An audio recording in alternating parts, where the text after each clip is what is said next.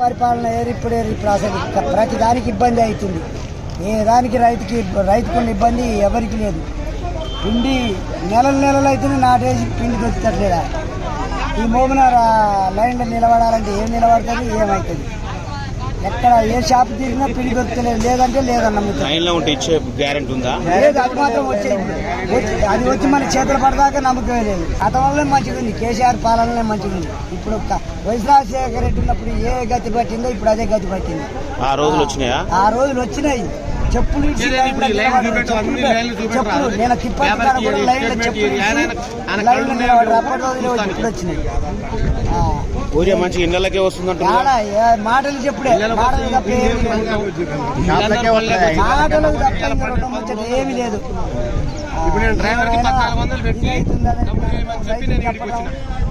నీళ్ళు రైతులే ఉన్నారా? పెద్ద పెద్ద లీడర్లు ఉన్నారు. లీడర్లు ఇళ్ళలో పోతాయి. షాప్ వాళ్ళకి ఈ లీడర్లు ఇచ్చేది ఇళ్ళ చేసిన వాళ్ళే ఆ లీడర్లకు ఫోన్లు చేస్తారు. ఫోన్ చేసి లీడర్లకే పోతుంది. రైతులు క్యూలో ఉన్నారు.